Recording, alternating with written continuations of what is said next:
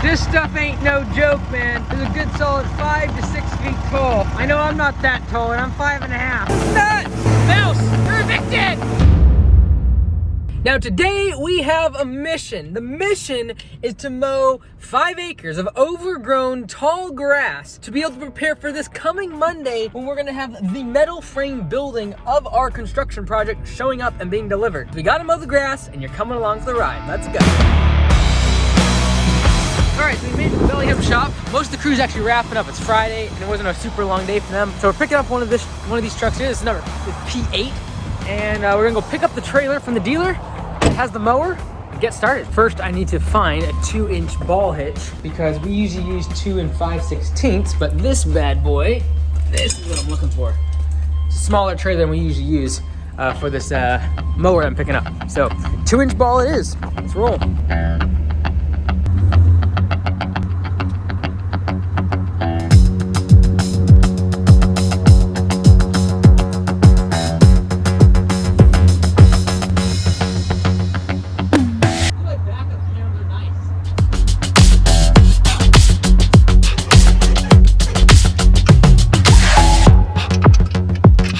Seriously guys, these guys are the best. Carl's Mower and Saw in Ferndale, Washington is letting us use this.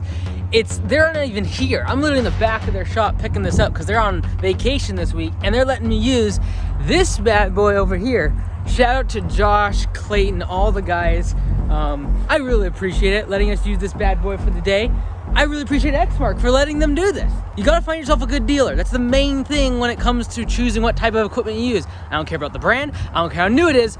Get yourself a good dealer like Carl's Mower Saw in Ferndale.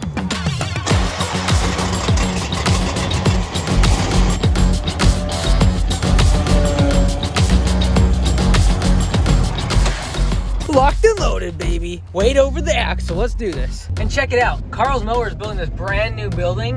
Why would you not patronize this business? Let's go! Now I've gotta say, Exmark, I was on the mower a few times and it turned off on me, and I sure hope it's not because I'm too small and I don't weigh enough, because I feel like I'm being discriminated against. Small people need to have rights to have mowers stay on and the motor to stay running even when they're going over potholes and bumps. So I sure hope it doesn't keep turning off on me. Speaking of discrimination, let me just say that we're very inclusive at Augusta Lawn Care when it comes to trucks. We have GMCs, we have Chevys, we have Fords, we even have Dodges. We haven't got quite inclusive enough to include Toyotas, but eventually you gotta get some of those minorities in there, and so maybe one day we'll mix those in too. We are an equal opportunity truck provider. All right, now this is the project. This is the 5 acres where we're building our headquarters, and we need this place cleared out because Monday, the metal building structure is being delivered. Now, Kent has already done a fantastic job of this entire ditch. Kent works at the local shop. He did a phenomenal job, but we gotta get all the rest of this. Shout out to Kent, thank you. All right, this is why we need an Exmark. We're not gonna do no push mower action on this bad boy. This needs a real mower, and nothing runs like an Exmark, or a deer, or whatever the saying is.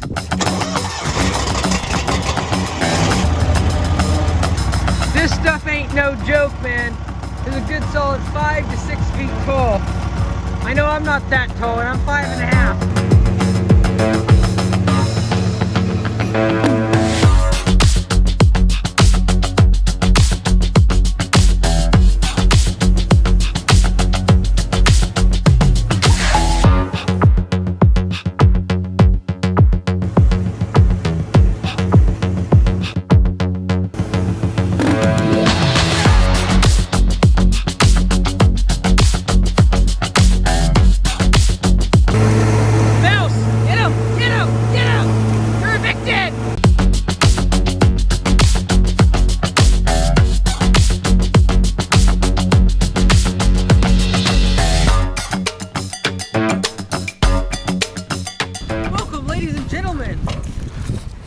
Augusta HQ1. All right, so we just got started on the mowing. We have a lot to go, but I kind of cut out where the building's gonna be at and the approximate dimensions. Because it's gonna be 100 linear feet long and 75 feet wide. The entrance is gonna be approximately right there. So what's gonna happen is people will drive in and then there'll be a parking spaces over there. The doors to the bad boy is gonna be like right here. We got command center here. You you go through the doors in the back, this is where the Bellingham shop, the local shop, is gonna be this back area. They're gonna have access through some big roll-up doors on the side. There's a second story up above. That's where all the training is gonna happen for the franchisees, and it's also gonna be where all the media happens and where I'm gonna be living. So this is it. This is where the building's gonna be at. And honestly, this is kind of why I do all the media stuff. Like, I think it's pretty cool that we're able to get this on film, and when you think about, there's not too many other companies that you are able to find their very first building and like their headquarters, them mowing the field when it's 5 to 6 feet tall. So I think it's a cool journey and a cool opportunity for us to be able to document that journey and hopefully inspire the person that I was when I was 15, 16, 17 years old to go do something cool and put in the hard work. So hopefully that is what happens over the next few months as we document all this. Well, ladies and gentlemen, that's all she wrote. Mowed the front like acre and a half for them to be able to put that pole building in. All the deliveries gonna come in next Monday.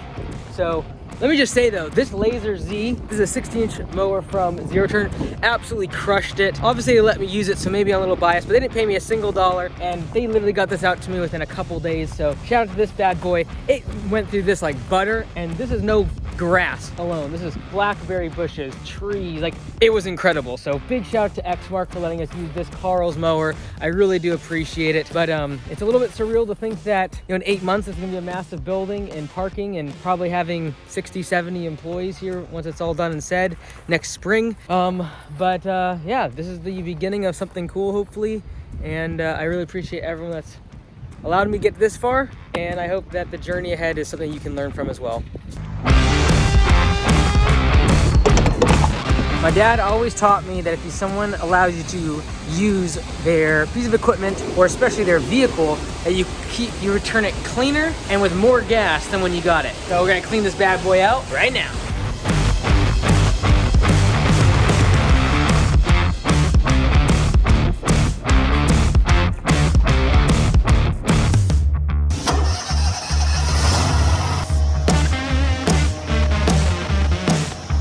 All right, so this truck that I'm driving right now, I think it's like a 2008, 2009 Chevy Silverado. We bought this, I still remember buying this a few years back, and it was like the most expensive truck we have ever purchased because we couldn't buy up in Canada. And we needed to buy something right away. We were in a pinch, we were growing quickly.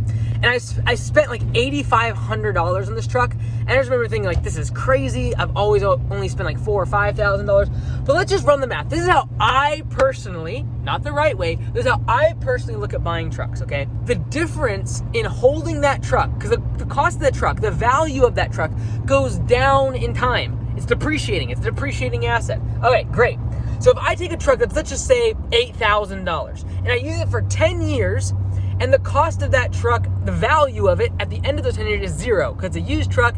I get 10 years of life out of it, and then it's dead, like scrap, worth absolutely nothing. Because this thing, I think we had 110,000 miles on it when we got it, and so decent deal. Now, the same truck is probably worth more than I bought it for, and it has 165,000 miles on it. Now, let's say the $8,000 truck, 10 years, that's $800 per year in loss or depreciation. Let's just say another $500 per year in just fixing the thing up, because it's used, it's a little bit older.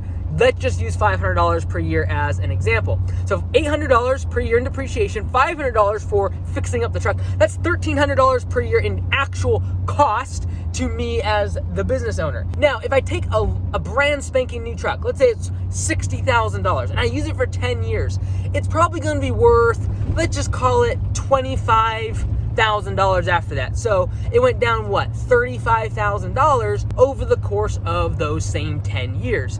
So if you take the $35,000 in loss, let's assume no maintenance, no repairs. Now the cost per year of that truck is $3,500 compared to $1,300 for a used truck. Now the argument to be had is, well, the maintenance on that older truck, if it's sitting there, I can't be making money, and therefore if it breaks down, it's really, really bad. I agree with that. But the thing is, if you grow the company to the point you can have multiple backups of trucks and still come out net positive. I could have 2 trucks for the price of the brand new one and still have less than the annual cost of the brand new truck. So when we have, say, 15, 16 trucks, we have 1 or 2 extras that are sitting at the shop, so that if one of them goes down, which occasionally one does, we have a backup. It's still cheaper per year than buying brand new trucks. I get the argument of a truck going down means that you don't make any money and it costs you way more than the extra few $1,000s per year of depreciation. I understand that argument, but once you have multiple trucks, just have a couple backups and you can still get away with paying off your fleet, not having a bunch of debt, and the people who are going to win as we go into a recession are the ones that don't have a bunch of debt on trucks and depreciating assets and are not spending and depreciating $3,000, $4,000 per year on trucks. That's who will win.